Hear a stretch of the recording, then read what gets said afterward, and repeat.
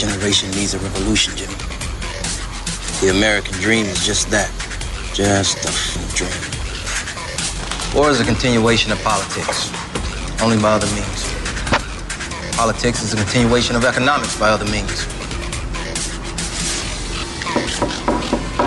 This is our bank. This is our war. And this is our plan of attack. Banks have become an essential threat to our democracy. So consider this justice. Thank you for listening to Revolution Radio at freedomslips.com, the #1 listener-supported radio station on the internet. Please help support this station so this battle can continue forward. Revolution Radio!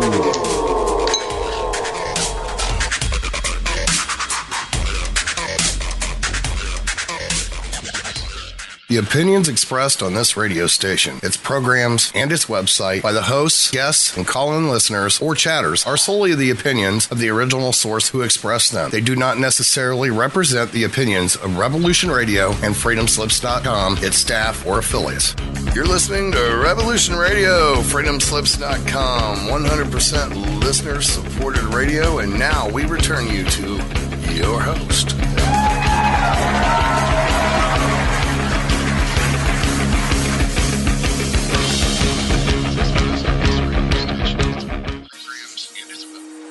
Barbara Jean Lindsey is an internationally acclaimed psychic, spiritual healer, author, and founder of the online mystery school, Esoteric University.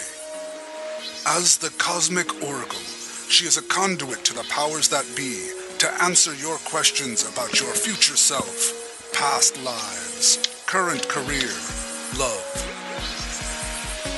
She shines light into the darkness to illuminate what was, what may be, and beyond. The readings and advice given by Barbara Jean Lindsey are for entertainment purposes only, should not take the place of any medical, legal, or financial advice given to you by a qualified professional, and are not a substitute for medical, legal, or financial advice. If you need a doctor, call a doctor. If you need to be expanded, call the Cosmic Oracle.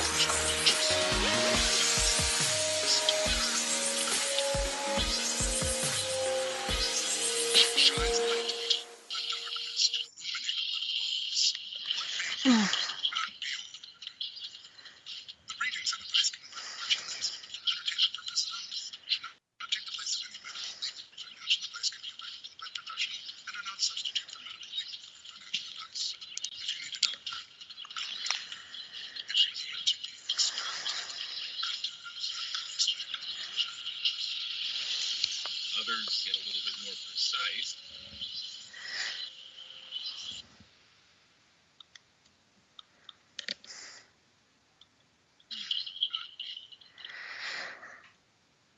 Thank you for calling. Thank you for listening to the Cosmic Oracle Show. I hope you're hearing this. If I could let someone in the chat room let me know that you actually can hear me, that would be very helpful, as I'm not getting anything from my end here. So hopefully we're online and we're up and running, and you're listening to the Cosmic Oracle Show, and this is your host, Barbara Jean Lindsey, and we're coming to you live today from Plumas Lake, California.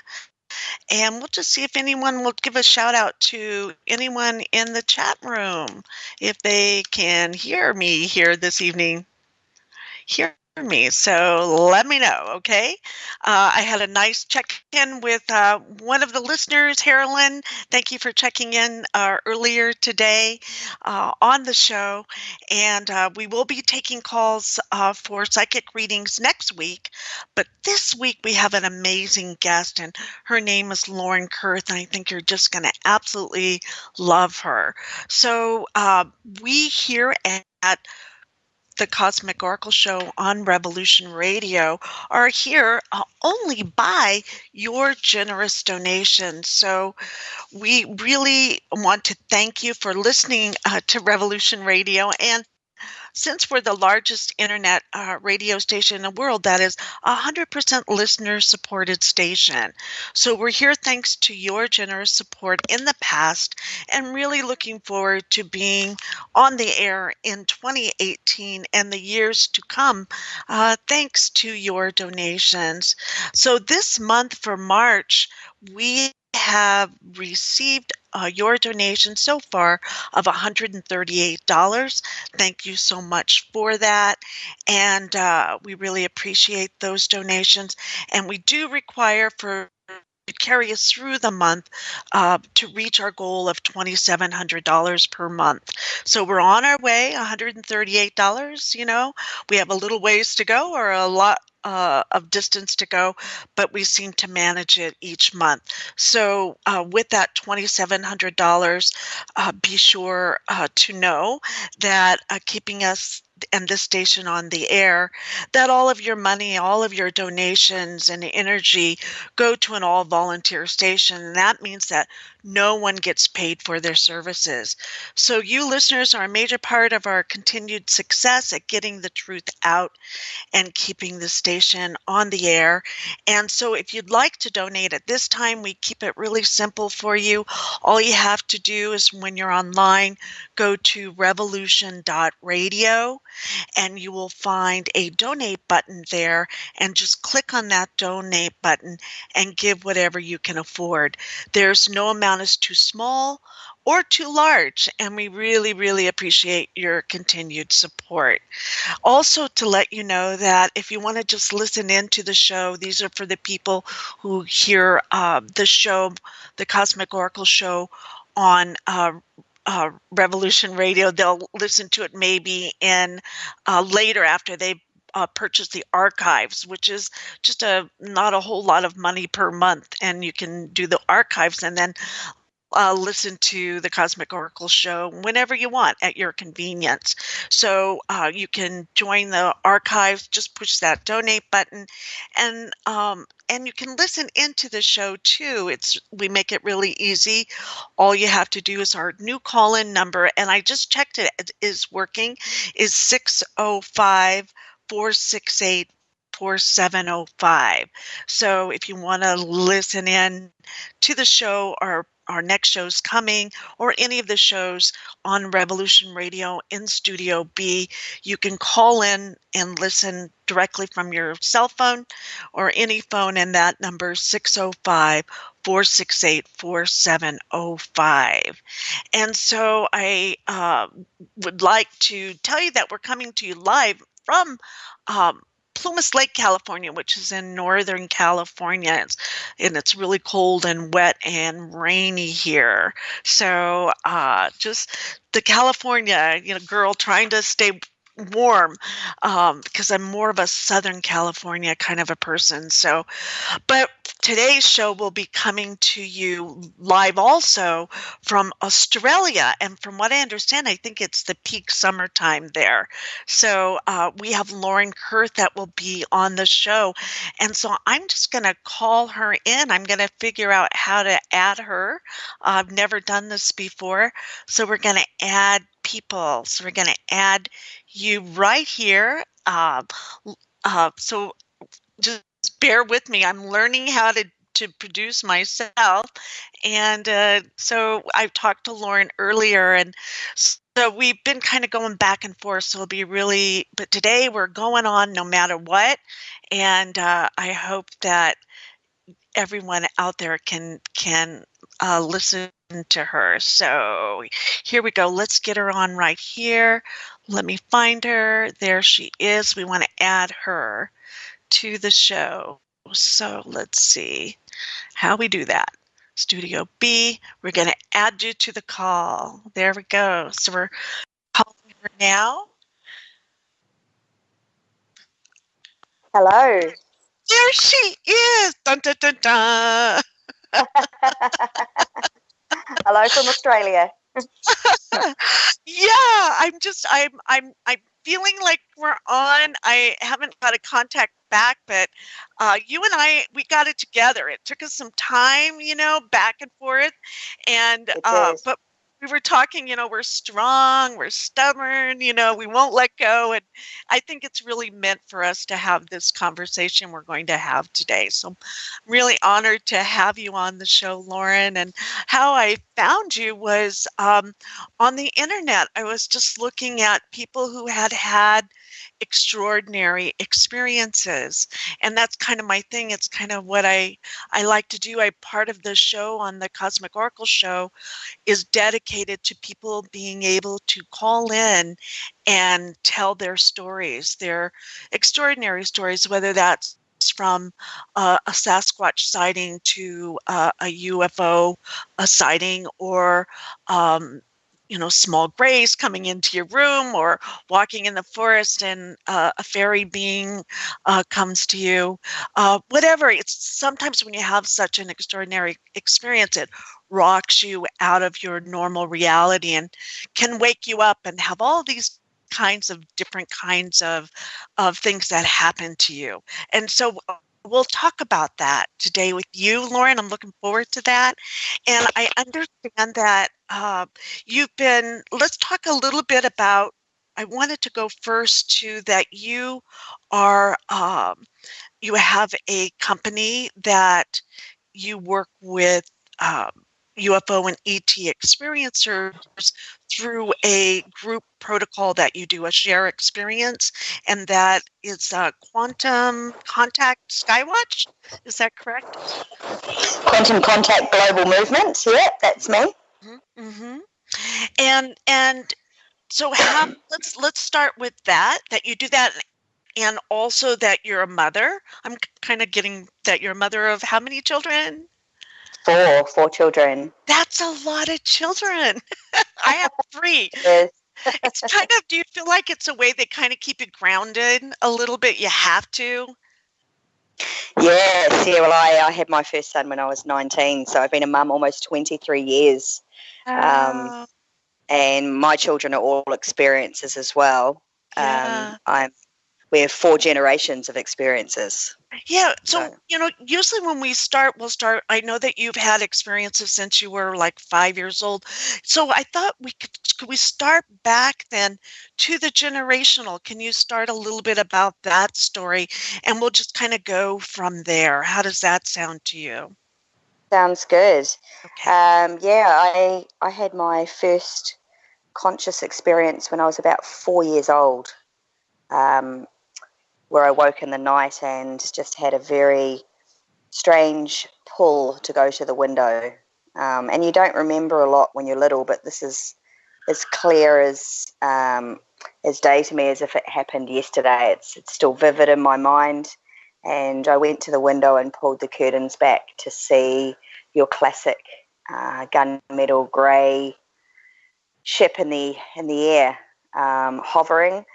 Now, I have a bit of a point of reference. It was probably about 300 metres across the road. It was across a rugby field, and probably about 200-300 metres in the air above the pine trees, and it just hovered there with coloured lights for what seemed like only a few seconds, which can feel like an eternity, and then it shot out across our local mountain.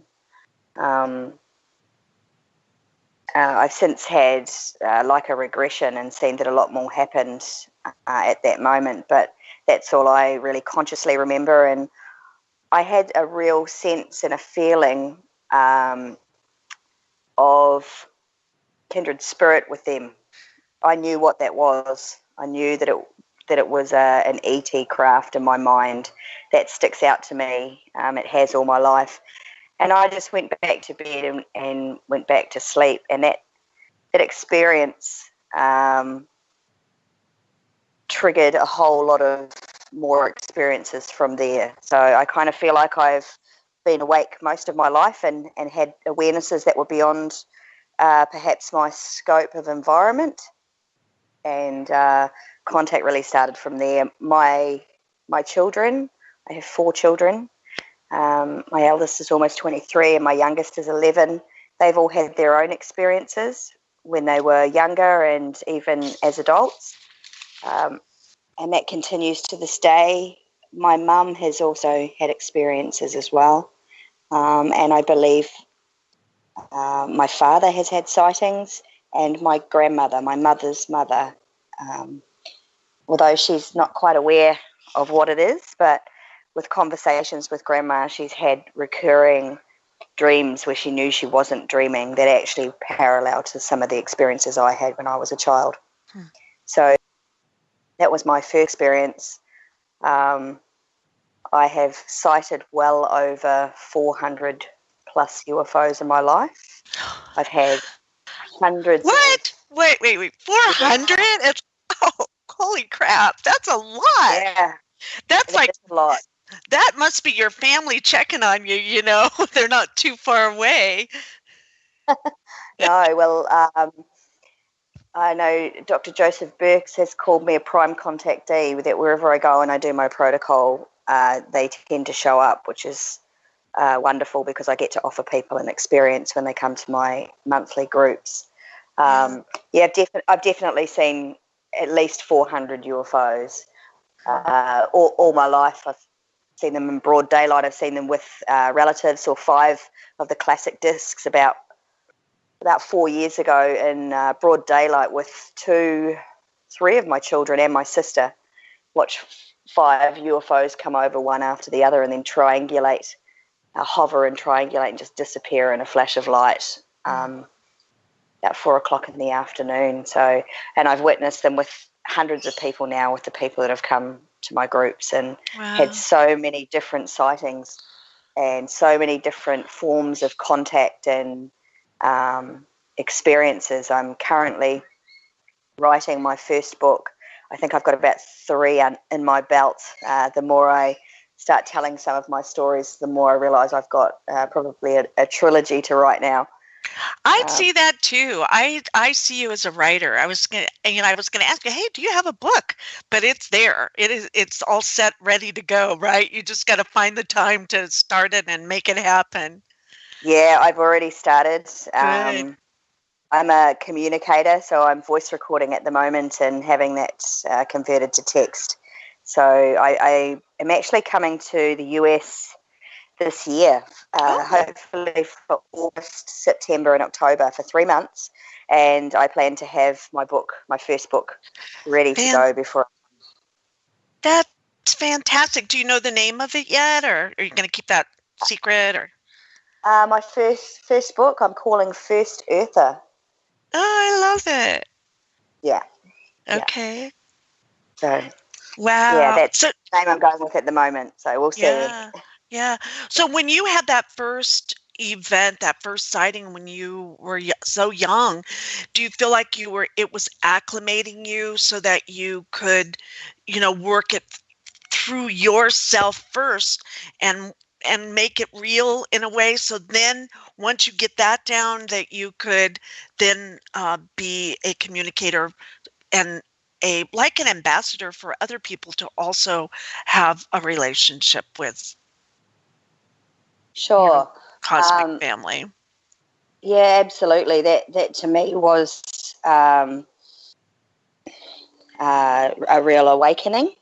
Even as a young child, just my memory of it was just wake up with that thought and that feeling, go to the window with a really, really strong pull. And I think when you have experiences like that, it's the feeling. The feeling is so strong. I mean, I don't remember a lot from my early years, but that's something that stuck out vividly to me that I've never been able to let go of. Mm-hmm. And it's the thing that made me look in the sky all the time. And there was definitely a sense that they were communicating with me in a telepathic way. When I was 7, I had another experience where I was told what I was on the planet for, and that's, as a 7-year-old, it was very basic, but I've had numerous experiences where I was shown who I am as a being beyond a human being, as an energetic being, and what I was here for, and that I would be sharing this with the world, and that I would be offering people an experience, and that I had energy inside me and like genetic codes that I would share with people. That all sounds very out there and hard to believe. But not, I'm not on this show, okay? No, not on this show, but it's something that it's proven itself to me time and time again, and I've been very grateful to have very grounded professional friends around me that have had experiences with me that are there to validate, I guess, so you're not losing your marbles sort of thing. Yeah. Because I'm a very normal, grounded person. You have to be. You have to be with Yeah, your children, absolutely. right? I always say, I would go crazy but I only have time from 5 to 5:15. Because you're taking care of the kids and you're making all the schedules and you're trying to make a living and you're trying to acclimate all of this change and you feel, kind of separate. Did you ever feel like separate from everybody and how you deal with that? I did grow up throughout my life feeling like I didn't fit, and I hear that's a common thing with people that we would consider starseeds. But I've always been a very loving, connected person with really good friends and things like that, and I do live quite a normal life as well. Not separate, homesick when I was younger, most definitely. When I recognised that I was living an earth life, I was actually told when I was 7, going up on a craft with what I now know are Arcturians and some grey beings, that this was my soul's first time as a human being. And so I think from that first experience when I was 4, there was a sense of being a little bit homesick. I put it down to the fact that my parents had separated when I was 7. But there was definitely a feeling of this wasn't quite where I was from. I remember being about 7 or 8 years old and thinking about the universe and things that were sort of beyond my environment that didn't fit into my family's conversations or what my family were talking about, or that sort of thing. I definitely had questions that my parents couldn't answer, and I remember being a young child often saying things that were beyond a child's knowledge, like having Jehovah's Witnesses come around and them questioning their faith based on what I'd said as an 8 or 9-year-old, just talking about the universe. But I was also shown some pretty amazing things during some experiences. I've had 3 experiences going back to what I believe God is, as a structure and creation and energy of the multiverse, actually. I had my first when I was 12, and then again at 27, and again at 35. Can you talk a little bit about that? What was that like? I mean, did it blow your mind so you were like popped out of your mind and had an experience then? It actually, the first time it happened was around not a very positive time in my life. I was 12 years old and I was actually considering taking my own life. I'd been through some pretty hard things, and my parents had separated, and I'd been had some abuse the year before, and I was seriously considering taking my life. And I was actually in our garage and thought my father was coming in, and I heard the door start to rattle in our old shed, and I actually called out to see if it was my father, and then there was a massive energy wave that sort of banged the side of the tin shed, and an energetic being come through, and he said to me, I couldn't see him as far as a living being in front of me, but there was definitely a form with an energetic field that I could see, but I could feel more than anything, and it was very authoritative and very strong, but very loving, and that felt comforting and familiar as well. And I was told that I had to stay here, but it had to be my choice. And I remember speaking telepathically and saying, I actually don't want to be here. Human love isn't what love is about, because I knew my soul had come from somewhere else, and I always felt differently. I was quite empathic. And this being said that if you choose to stay, I will show you what love is and what home is. And I asked if life would feel better after that experience, and he promised that it would. So I was then instantly, now this happened in what would have been 3 or 4 seconds, but for me to go over the totality of what happened would take me, over half an hour to explain it, and that would be in layman's terms for what I actually experienced. I say 3 seconds because I couldn't have held this energy in my body any longer than that. I actually felt like my cells were vibrating to the point where I may explode. And so I was taken into a different state of consciousness. I mean, I was still aware I was on a chair in my garage, but I was rushing through the universe where the stars were flying past, where it got quicker and quicker as if I was going through, like a wormhole or something like that. And then I came out into just great stillness where everything felt very, very peaceful and very still, and I felt very present. And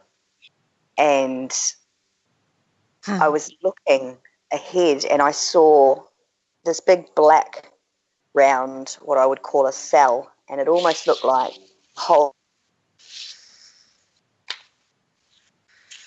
Was taken into that, and I was explained that this is what we would call God, and it was so black and shiny that there was every colour you could ever imagine reflecting off shiny blackness, and it was soft and it felt quite feminine. And I asked where I am, and they said this is what you would call the centre of God, and it was everywhere and it was nowhere. It didn't have a destination. It didn't care. There was no right or wrong, good or bad. In fact, the sense that I got that the only thing that it cared about was reproducing itself for experience. And was there a sense of love there? Absolutely there was. Yes, definitely. And the sense of love, it was overwhelming. That is where the particles... Beyond your wildest, right? Just beyond. Words don't really describe it. The sense of presence, like you feel everything, but there's nothing to say. They told me this is where the particles become self-aware and where they innately and intelligently become conscious and then organized into different things.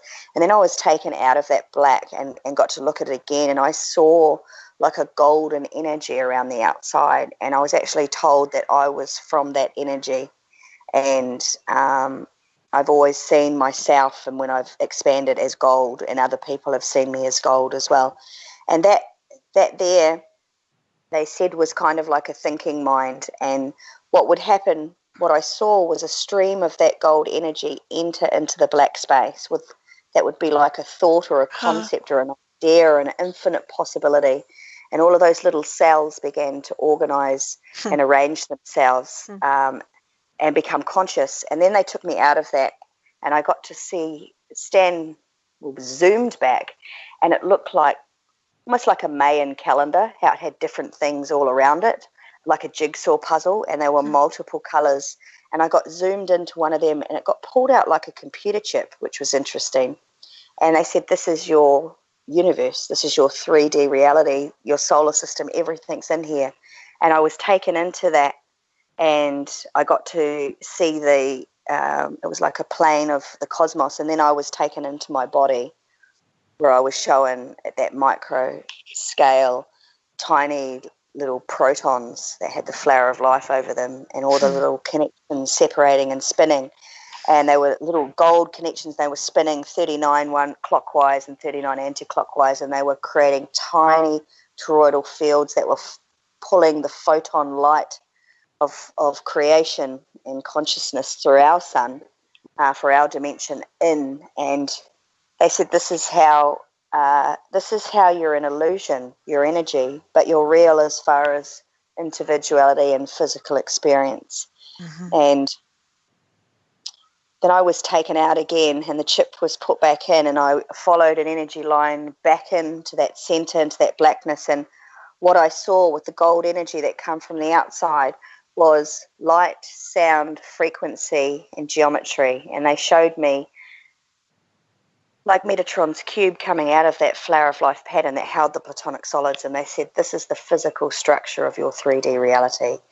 And the way that the geometry was organized within that Metatron's cube, the platonic solids, determined whether it was a tree, a human, a rock, a piece of wood. And that's why that geometry, based on divine ratio and energy, creates physical matter in our reality. And so that was kind of a brief overview of the structure of everything as I understood it, which it's been built upon since then. And in 2013, I had downloads from Arcturians through my higher self that explained that in detail a lot more, and what I was doing as a conscious technology and how I was sharing my codes of genetics and epigenetics that I was carrying, the things I was told about through series in my life that I was to share with the world, through just being with people, through talking, through sharing, through my sound healing. And just by showing up, right? Just by being. Just by being, yes. Yeah, and yeah. Also, that year I was told to meet Nassim Haramein, and my Arcturian being said to me, you must go. We're going to give you the science of what we've shown you. And I actually met Nassim and listened to his talk on the Gold Coast here in Australia. And his free energy technology, word for word, was the information that I'd received, not only in those experiences back with the structure of the universe, but also in my downloads that I'd received in 2013. So I went ahead and did the pilot program with his Resonance Foundation to have a little bit more look into it. So that was quite fascinating. Well, and to have those experiences, that was the second one, and you have a third one. It's where they kind of, how do you deal with that? And because the human condition, and then being a catalyst too for healing and for ascension, how do you work with that? How do you balance that? To be honest, that first experience I kind of felt like saved my life. That experience of that energy felt very natural. That felt like home. That's where you belong. That was real to me. The 3D world certainly got a lot better from there. I probably felt a little bit more homesick. I actually gave up or put on hold a lot of the spiritual ideas and even the looking for UFOs in the sky. From that sort of time on, I was becoming a teenager, and I just wanted to actually be happy and live a normal life. Have an Earth experience, right? A human Earth experience. Yes. I kind of having that intensity of love or something flow through you is pretty amazing. And I actually, I was told what I was here for. I was told also when I was 7, I was here for a shift in consciousness to know what the truth of God was, and some sort of wave of earth storm, which I think is the wave of consciousness that's going to go around the planet. So I think when I had that experience, rather than being totally mind-blown, it actually, to me, it confirmed who I knew inside that I was. That was probably the piece that I was struggling with as an awake person at a young age, where I related more to adults than I did to children, and I guess it made sense, and it had that sense of family and familiarity to me, where I felt like life was going to be okay. That you could do this. I kind of wasn't left here. That all the things that I was longing for and the things that I felt but couldn't prove, I had that experience, and I felt like I didn't need to prove it anymore. That experience was quite fulfilling for me. And the times that I've had it beyond there, at 27 and again at 35, were also big changes in my life. I had become a single mum of 3 children by the time I was 27, and I was going through a next level of awakening where I was having so much ET contact, daily experiences, daily downloads. People were seeing light come out of me, and I was busy building a huge stone circle. I tend to build a stone circle wherever I go, and I was building one in my backyard, and I had another experience where a being come to me and said, "We'd like you to experience home again." And I felt like that was a gift for me, because I was on my own with 3 young children, and I was struggling a little bit, and so it was kind of like a nurturing experience, not the same as the last time I already had seen the structure. It was more of a going home and experiencing that gold energy and feeling like I was being filled up for the next leg of my journey. And again at 35, I again was looking at becoming a single mum. I was contemplating leaving my ex-husband. I was having so many experiences, and the children were having experiences, and it terrified him. And in 2007, the 7th of the 7th, 2007, I had a physical encounter with an Arcturian in my stone circle in the daytime. Wide awake, I was doing a standing meditation, and I was having the telepathy, and I was told that I would be on a world stage sharing what I know and sharing information that I'd been given with scientists and other people, and in some way this could help humanity, and that I was being switched on. Whatever I was carrying inside my genetic coding or epigenetics was being switched on to help others. There was thousands like us, and we're all equal, but we all have a different role to play. Mm-hmm. So you're activated. I was being activated. Yeah, and you know, people say, "Gee, why isn't it all at once?" And it's like, well, I don't think we can contain it all at once, and we have plenty of things we have to learn. And you know, if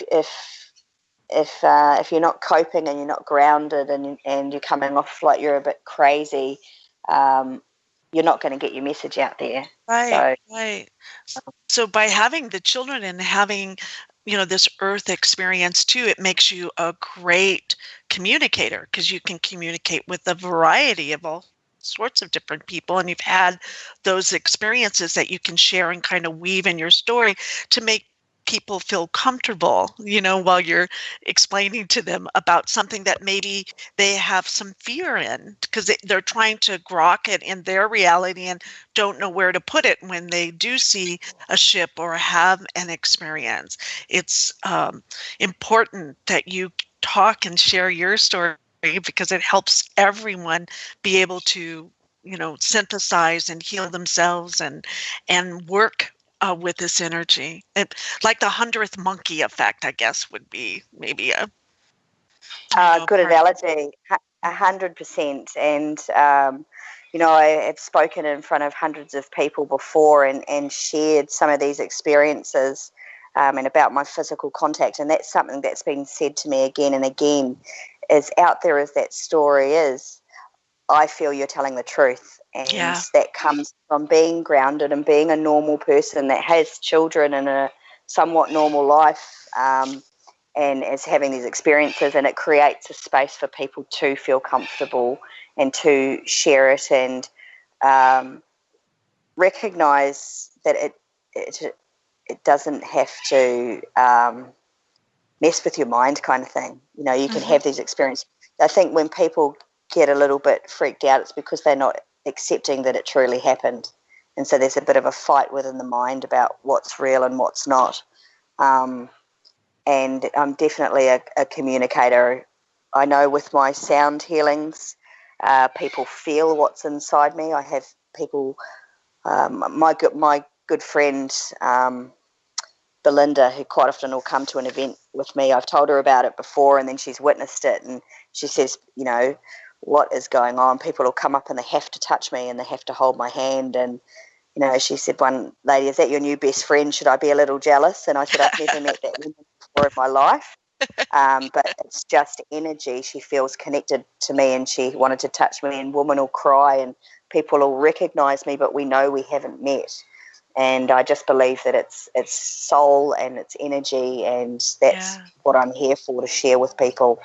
And it's a privilege. It's a wonderful thing, actually, to help people that are struggling with their own experience, because they know it's real. And I've had experiences with, people that are very intelligent, educated government workers, and we've had some amazing experiences. So I think having that kind of array of inside friends keeps you really grounded too, because you're with people that aren't going to exaggerate. They're only going to say what they saw, and I'm very discerning like that. Even with my UFO groups, I like to educate people what's in the sky and what's not in the sky. And to me, for a UFO, it has to be showing some signs of intelligent control and communication, because not everything in the sky is a UFO, obviously. Right. I think when we stay grounded like that, and we have that intention, because we are creators, and I recognize we're creating everything, we actually draw to us the UFOs that it's a bilateral communication. They know we're going out there with an intent, and they know what we need, and they show up and they supply what we need, which is signs of intelligent control and signs of interaction, which is awesome. You get someone who's never seen anything come in, and they get their mind blown. Yeah, how long have you been doing this? Is it the CE5 protocol that you use, or do you have your own? Or I have my own. Good. I have done the CE5 training. I was Stephen Greer's driver and assistant when he came to Australia in 2013, and we showed the airing of a Sirius documentary, and I did a 3-day training with him in Springbrook Mountain. That was 2013, and he actually said to me in the car, he asked me whether I was starting a group, and I said I was. And he said to me to put my own flavour on it, that he could feel that I would have contact. And we shared a fair bit of our contact stories. And it was sort of from there, April 2013, I had my first public event. And what was that like? That's huge. It was pretty amazing. Yeah, I had a guest come along, and it was his first public outing as well, and we had a phenomenal night. We saw a lot in the sky. People got physical healing. We had an EMF reader there that we had some beings communicate through, as far as beeping, twice for no, 3 times for yes, and we had a bit of a communication going on, but it was the healing that was amazing. One lady had her heart open so wide that she just wept openly. Another gentleman had his neck injury fixed, and another gentleman had a sort of lower back injury that he'd had for years worked on. He had a bit of pain as the energy was drawn out, and then a popping feeling, and then everything was fine, and they're still fine to this day. And my largest group was 2016. I hosted 100 people when James Gilliland came over from ECETI, and that was pretty phenomenal. But an average group can be anywhere from 15 people to 50 people, depending. I have regular people that come, but I use my own protocols that have to do with that physics of the universe and what the Arcturians had shown me, and how to spin our cells to draw more information to us. But I also use some new protocols from the quantum movement work that I do as a mentor and training teacher in the quantum movement, and that's embodying your own frequency signature, which is a very high level of consciousness. And we also teach people to connect with their higher self, or their super conscious, at a level that gurus might say takes 25 years. You can be taught in a very short space of time, and that is how we can connect with the infinite field and draw information out of anything and everywhere. And my goal is actually to train teams that are interested and formulate a set of questions where we can be asking and seeing what answers we get, as far as what the agenda is and what is the purpose. A lot of people are having phenomenal experiences and even getting some amazing information that doesn't always make sense or have a purpose just yet. And so my goal with Quantum Contact Global Movement is to, and I've already started putting some work and protocols together so we can find out more answers, and I'm hoping to share that with the organisation Free, who are doing a study with the contactee phenomena in the States, and I'm actually going to meet with Ray Hernandez and some of the scientists and I was in just August. talking to Ray. We were just emailing back and forth. So, yeah. Yesterday. So Ray's come and stayed with me here in Australia.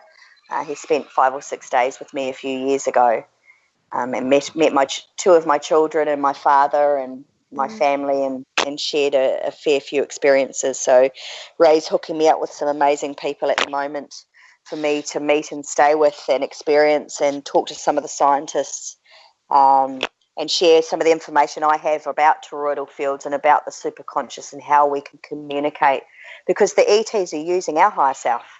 That's what telepathy is. So I'm, through the work I do with the quantum movement, able to get people to connect with their higher self. What does that feel like? And embody their own frequency, because most people are carrying everyone else's energy around. Sure. And aren't showing how to love themselves, aren't showing how to embody their frequency, which is your divine self. And so you help them break free of conditioning? Was that part of it, or? Yes. I started working in the quantum movement about 7 months ago. I actually put out for my teacher for a year on my Metatron Q grids that I make for manifesting. And I was giving a talk on my own workshop in consciousness called A Shift in Consciousness. And this man walked through the door, and I knew at that moment that he was my teacher, the person I'd been calling to the universe for. And I actually nearly passed out and thought I was going to have a seizure. I'd been having what the hospital would term a seizure, which were actually downloads where I was actually going out onto a UFO and having an upgrade. And I couldn't give my talk about my workshop and retreat that night. I ended up having to give a UFO presentation. And my energy that came through my higher self was so strong, 5 people had to leave the room, and one man had to take his shirt off and just lay on the ground. And I had an Indigenous elder come up to me in that group, and he couldn't touch me. He said I was burning. And he said, you have 3 blue ETs standing behind you, which are my Arcturian friends. And he said, your higher self has filled the room, and it has something huge to tell you. And I knew it had to do with a man called Jason Reynolds, who is the founder of the quantum movement and a program that we run called Quantum You Becoming Your Authority, and the first element sub-program, Immediate Zen. And we teach people how to connect with their frequency signature, how to connect with the higher self, and using something called the original language to ask any question that you have of yourself. So we all know the answers are inside us. We all know we need to love ourselves more to evolve, but nobody's really teaching you how, and this is what we teach. And can you say that again? I think what you just said is really important. So we all know that the answers are inside us, the answers to everything. And we all know, we're told all the time, to evolve, you need to love yourself more, that you will evolve and your frequency will raise. But nobody's really, that I have seen, is teaching people how to do that. And that's what we do.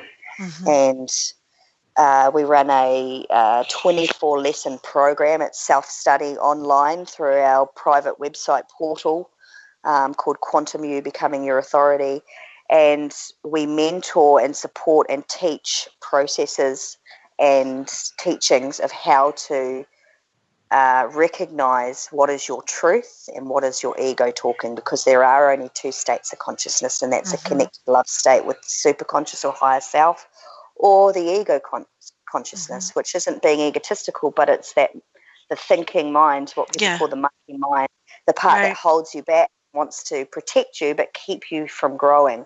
Right, so we keep you in teach you survival.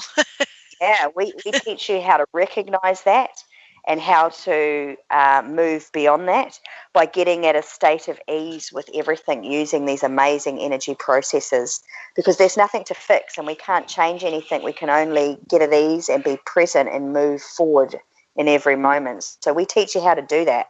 And using these energy processes, they're so powerful. We remove all of the energy, the beliefs, the awarenesses that don't belong to us, because from conception to the age of 7, we aren't able to have critical thinking.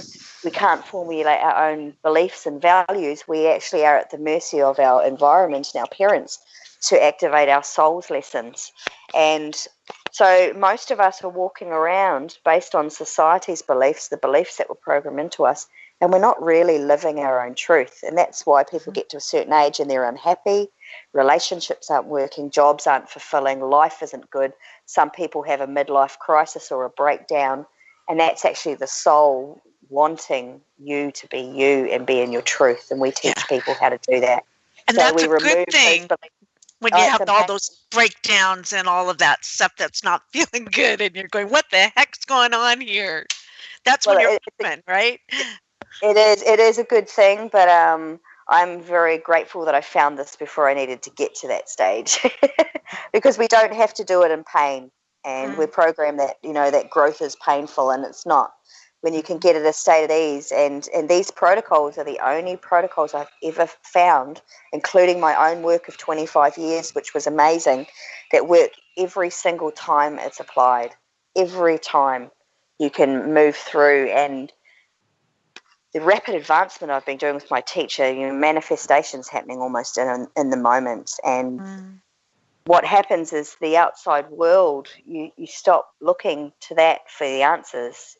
You learn to connect with your higher self, and all of the answers are within you, and you become your own authority, where you don't need that external environment for validation or information or healing. You become your own healer, your own mentor, your own guidance. And the information you're getting is relative to you, because your truth is only your truth. It's not a truth to someone else. And talk about empowerment, right? Talk about empowerment. That's empowerment. 100%. And so you become your own authority, and you become your own priority. And we're programmed in society that putting yourself first is selfish. And I know when I talk to people about making yourself a priority, they instantly go to feeling, am I going to become selfish? It's not. It's about filling you up first so that you can give the very best of you to the world and share that from that level. And you can keep moving forward without fears, without pain, without limitation, because we are unlimited, and there's an unlimited, infinite source of energy and information available to us. We just don't know how to embody it. And so when you start clearing all the energy from people, experiences, we take it on every day, you create space within yourself. And a lot of people are teaching that, but then they don't teach you how to fill that space. So what happens innately is you just draw more of people's crap to you. And the universe is responding to us. We are 100% the creators. We're not co-creators. We are the creator. And that I was showing that when I was showing that experience with God, how we are not separate. We are one. And so we are it. And we just aren't embodying our totality. So we teach you to bring your energy frequency signature to you, which is your higher self. It's the only way to bring love to yourself. Like we can love each other, you and I, Barbara. We can have a loving experience, but I can't give you love because your frequency is different to mine. And so, when you go and get a healing with someone, you might feel good for a while, but your innate intelligence is to go back to your frequency signature. So your disease comes back. Whereas when you're using your own frequency signature, that is your divine blueprint. Your body can heal anything. There's nothing that can't be overcome. But also when you're working at this level of consciousness, the natural domino effect is that when you bring that higher level of you to yourself, that lower level, that ego stuff, the stuff you've been denying or being ignorant to through it being subconscious, comes to the surface, and it can come hard and fast. And that's where our teachings and the mentoring and support we offer is absolutely essential. I could teach you these processes in 5 minutes, but they actually wouldn't be of any benefit without the support. And when those challenges come up, you can use the processes and do the journaling with the higher self and ask the questions, and you go to 0 point energy within yourself, within your heart, where you're not down, where you're not overly excited. You come to a space of true clarity where you can connect with your higher self and make the decisions that are absolutely right for your soul's journey in every moment. It's phenomenal. It's changed my life. And as you can tell, I'm a little bit passionate about it. I love it. I'm feeling it. I'm feeling the love. Okay, I'm feeling it. I'm sure. I want to bring this work when I come to the US in August. I'm going to bring my sound bowls with me, and I'm going to be sharing my ET work. I've been invited to a couple of amazing events at Shasta and in California. Oh, Shasta, for sure. Yeah, we'll have to. And I've had people connect with me that are interested in putting on an event. I want to do amazing sound healing. I do cosmic sound resonance, and have talks about the quantum movement, and just share everything that I can with people and offer them an opportunity to move forward and really become more of who they are, because we're only operating at about 15% of who we are. And, you look at a photo of me online a year ago, I looked younger. And, to me, cellular death is carrying everyone else's energy and crap around with you. And you become better and wiser when you embody who you are, your truth. Right. So you can raise your frequency and open your heart and find out who you are, or remember.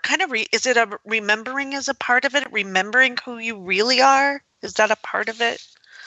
Well, I suppose you could call it that, remembering, because that is our truth. It is what we are. It's what we've come from. It's what we've all been and what we'll all be again. It's the only thing that's real and infinite is your truth, which is coming from that higher self. So in a way, it does feel like remembering.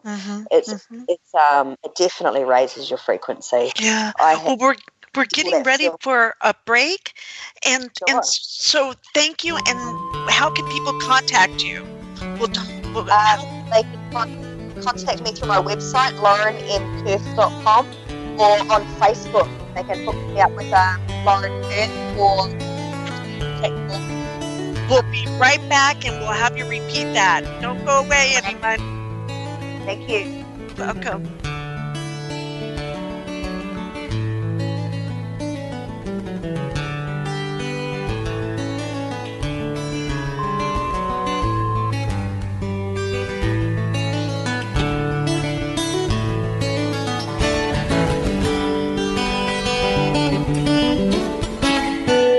Listen to Revolution Radio at freedomslips.com, and we'll be right back after this message.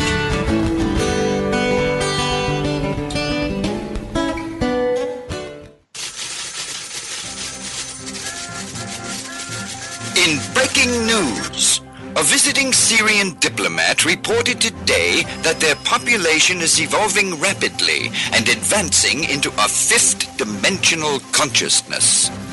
They are seeking peace with all cosmic cultures, which may mean that the Earth will be asked to join the prestigious Galactic Federation of Light Alliances.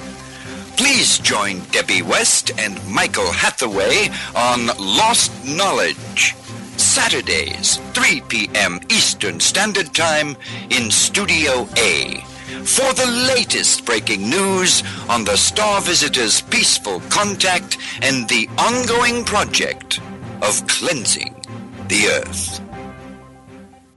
Who are you? I am the architect.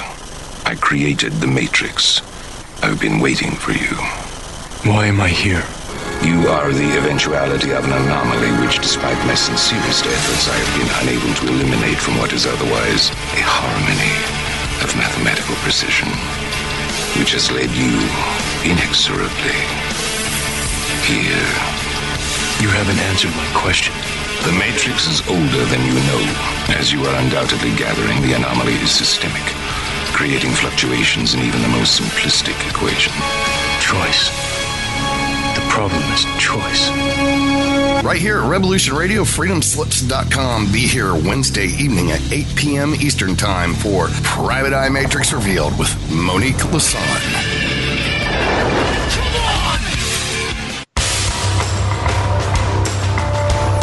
Hello, my name is Mr. Rowe. I am the host of Reality Extraction on Revolution Radio at freedomslips.com.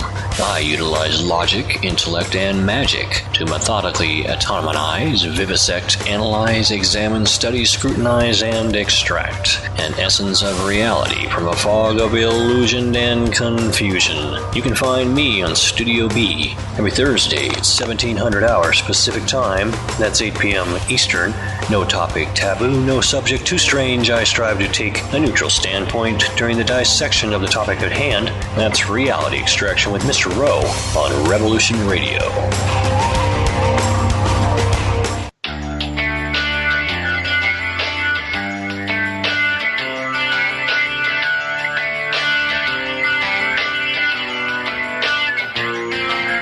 This is Thomas, a.k.a. a Mad Painter. I'd like you to join me Monday nights, 10 p.m. Eastern Standard Time for Open Canvas. Don't forget to bring an open mind. Yes, folks, that's right. Bring an open mind to an open canvas. Again, that is Monday nights, 10 p.m. Eastern. UFOs to government corruption. This is Revolution Radio, freedomslips.com. You don't need to expect us. We're already here.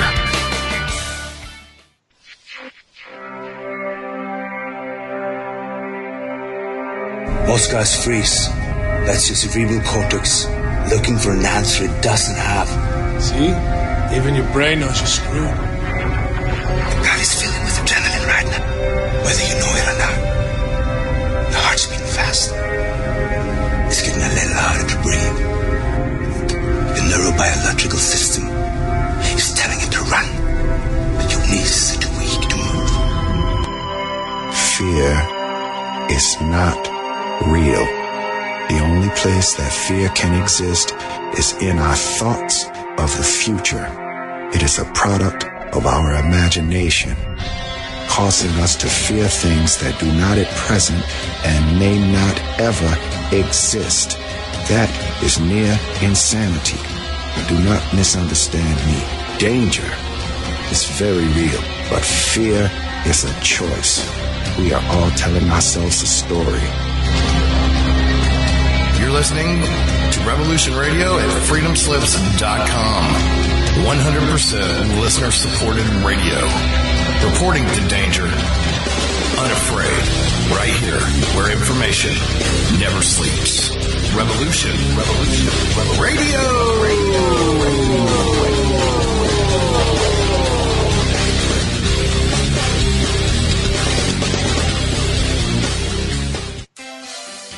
Hello, this is Maggie Rose McGrath of The Concord Show. And co-host Marine Corps Map, coming to you on Monday and Tuesdays in Studio A, noon to 2 Eastern. And Studio B on Wednesday nights, 10 p.m. to 12 a.m. Eastern, with educational, instructional, information, and situational updates, often with wonderful guests on the current landscape in the U.S. and overseas.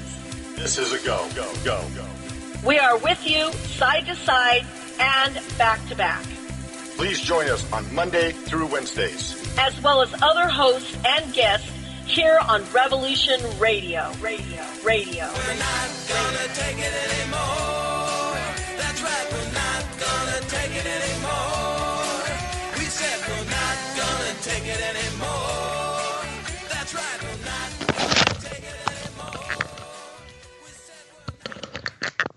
The opinions expressed on this radio station, its programs, and its website by the hosts, guests, and call-in listeners or chatters are solely the opinions of the original source who expressed them. They do not necessarily represent the opinions of Revolution Radio and freedomslips.com, its staff, or affiliates. You're listening to Revolution Radio, freedomslips.com, 100% listener-supported radio, and now we return you to your host.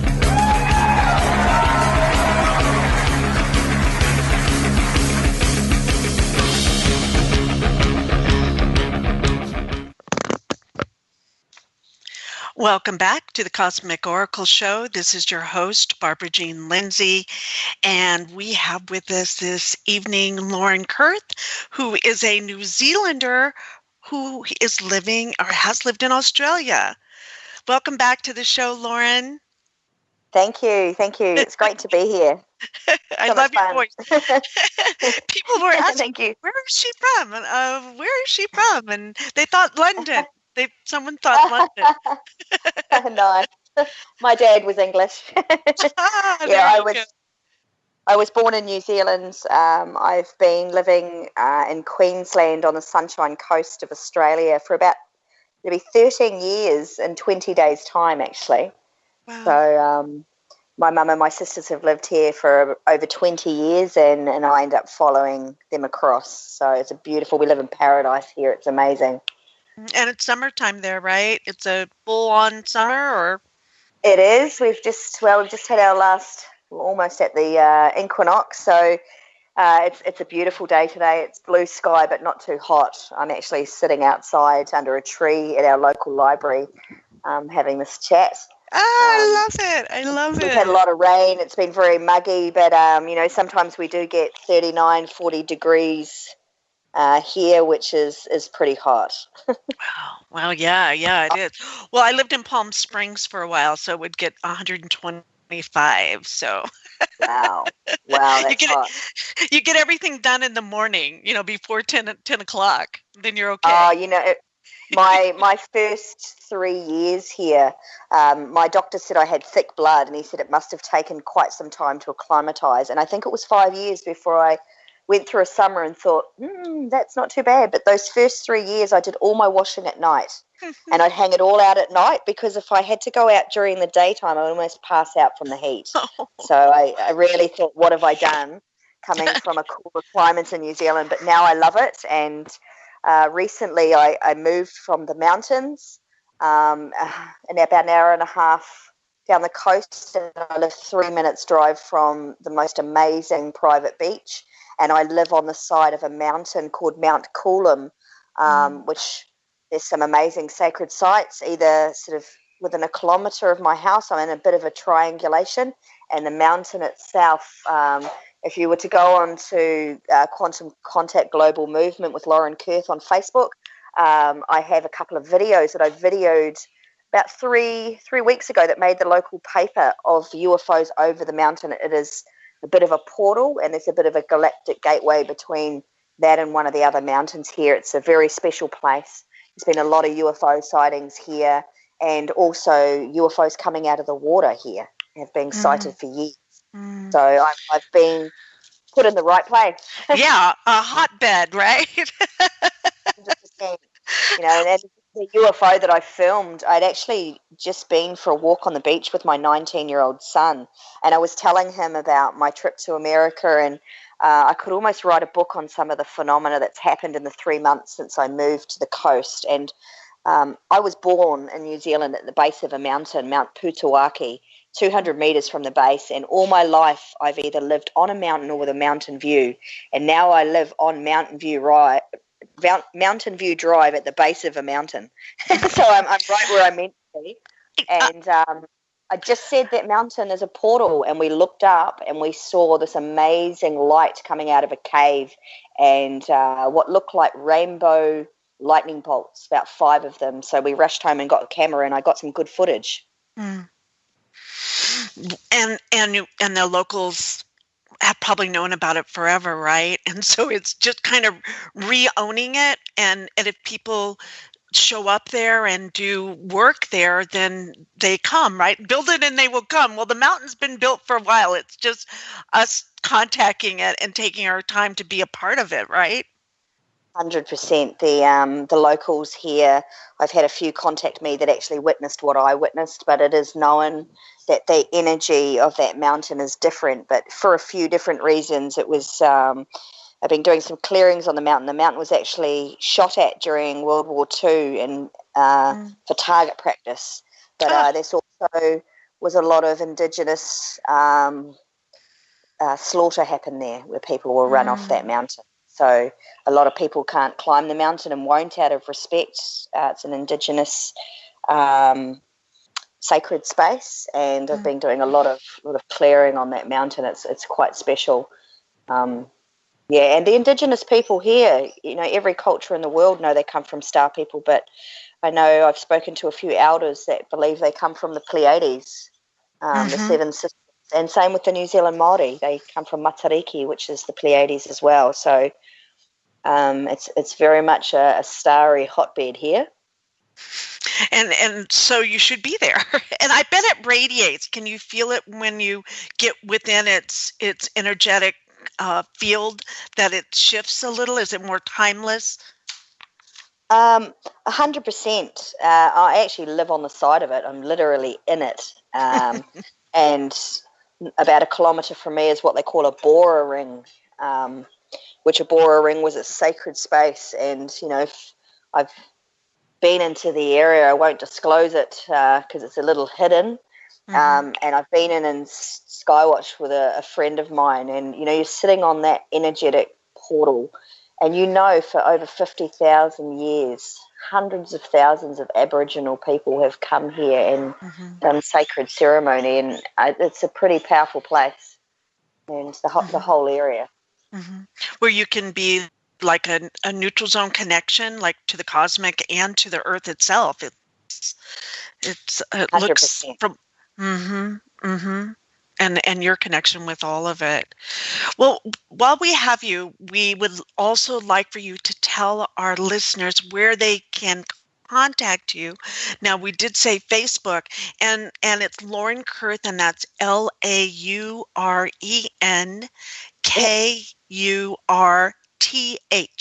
Lauren Kurth on Facebook. That's my public page. There's also Quantum Contact Global Movement with Lauren Kurth is like a like page. People are most welcome to friend me on both, but also my website, which is Lauren M for Margaret Kurth.com, LaurenMKurth.com, and my phone number's up there. My phone number's public. I'm happy to have chats with people, and it's an Australian number. I think you drop the O, so it's plus 428284140. But I get calls from people around the world, so people are welcome to have a chat, and I love to share and hear their stories too. I just am really interested in how this whole quantum contact global movement's going to change so many people and so many lives in so many ways. And you'll have to come back a year from now and you can tell me all the stories. Tell our 100%. listeners all the stories. I'm hoping a year from now the contact movement knows all about it. So I love to share it. And, it's not only just about contact. When you're working with this energy, you're working with, really high frequency. It changes your life in that energetic way as well, which is really cool. Right. It's really neat. Can you talk a little bit about whatever you want to talk about too? We're totally open if you are feeling something that you'd really like to address. I have a few things. I would like to back up and talk a little bit about the ring that you would create to have a telepathic conversation. And was that with Arcturians specifically, and when you make the ring, can you, let's say if someone who's listening, and you can, blow this off too, it's okay. But if someone's listening and want to make a ring, it's kind of like not a code of silence, but like a ring where you make an intention for a ring of stones themselves, and where they could stand in the middle and then call forth. Sure. Could you walk us through how you would do that, or how our listeners? Sure, no problem. I think that would be great. Okay, go ahead. Firstly, I think to make contact, you don't need a circle. You really just need the intention and a loving, open heart, and to keep asking. That would be your basic. I mean, there's certainly things you can do. Making a ring or a stone circle, it's like a medicine wheel, like your Native American people, and you have grounding stones to north, south, east, and west to the directions of energy that bring in harmony and balance and strength and protection.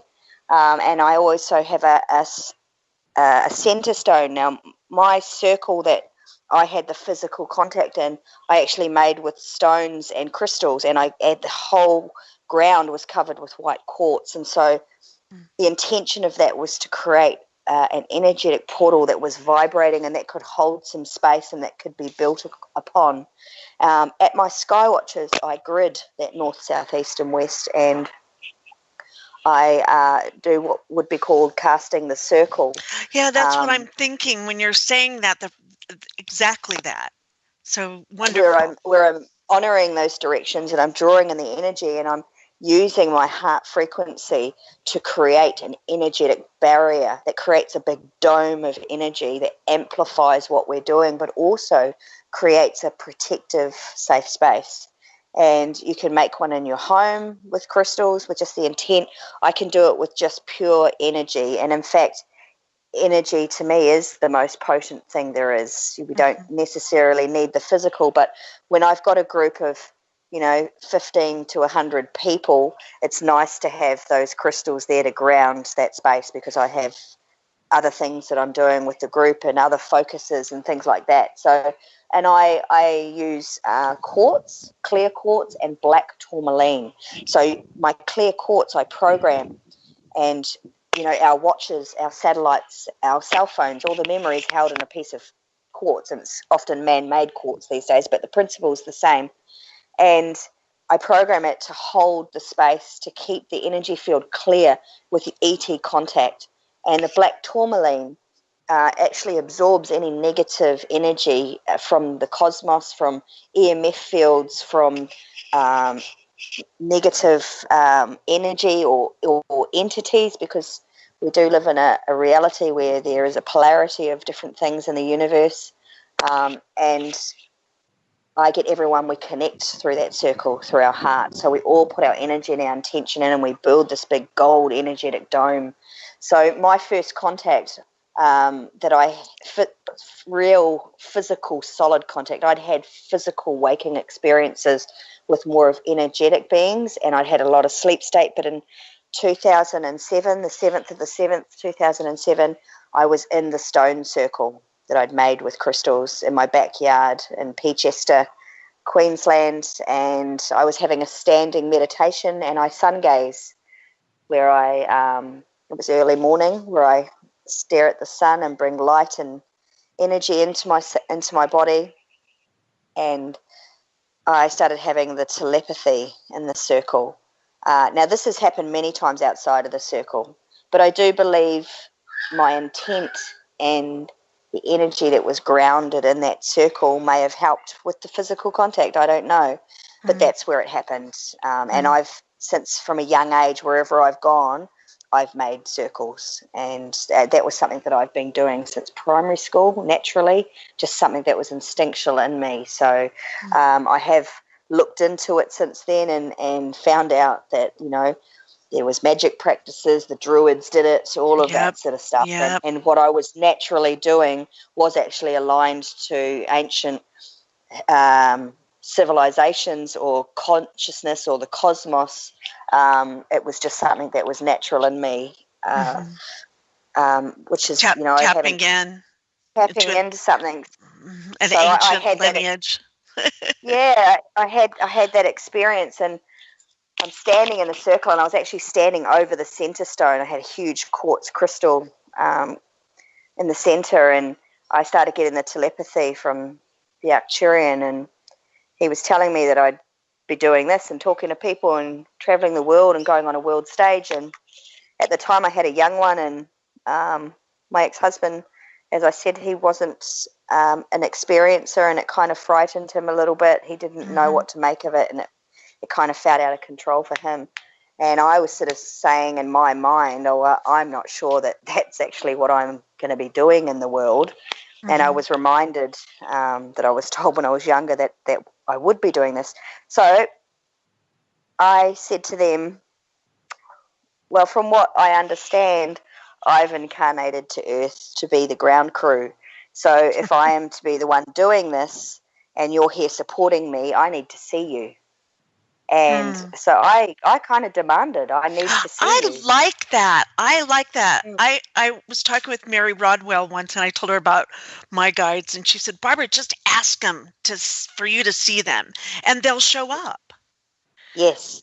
Well, the way it was explained to me, we've got a big job to shift the density here, to get Earth back to our Garden of Eden or whatever it is, that higher consciousness, because we're holding up those beings. It's not just about them coming and prompting us to awaken. They need to move as well, and we're all one, so we move together. And it was explained to me that we were sent back here, and they didn't send back their babies in kindergartens. They sent back their higher beings that could hold a frequency to handle humanity and actually change and go through things that we could transmute and heal within ourselves, because the only shift in consciousness that will ever happen on this planet is an internal one done by the individual. And those that want to save the world are usually the ones that don't want to work on themselves, and working on yourself is the only way. Hey, it takes time and effort to work on yourself, you know? Can't Well, be a blue pill or a red pill, right? It takes a choice. I love it when I hear someone say I'm an old soul, and I think to myself, and you didn't get it the first time. That's so true. And I'd like to have enlightenment by 5 o'clock, or if I take this class, right? Yeah, well, it can be done pretty rapidly when you find the right thing, I think. Yeah. So I'm in this circle, and and I said we are the ground crew. You're here to support me, so I need to see you. And next minute, I have these tiny little blue orbs about the size of a marble, and they were it's an unusual blue. It's sort of light, but it's electric, and I call it Arcturian blue. And they started to come towards me in cluster. And funnily enough, I'm now relating it to that God experience. They joined together like a cell. So it was like a whole lot of little orbs joining.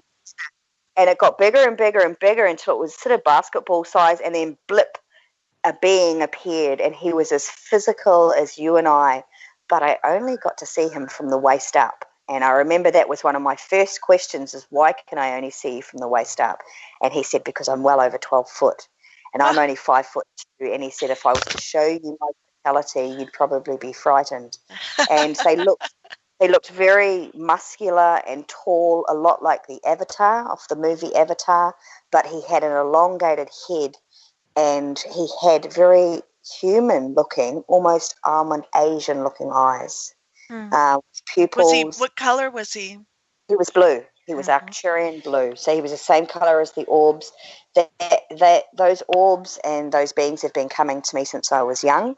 In fact, some of the experiences I had with little greys always came with the blue orbs, and I felt like the greys were like the nurses that were helping out, and the Arcturians were the higher beings, and I've experienced them during what the hospital would tell me was seizures, when I'd go completely out of my body and I'd be on a craft talking with Arcturians.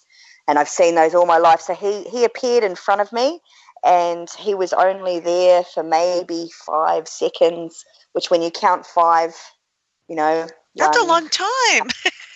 It seems like a long time to be looking at a blue being. There was no sense.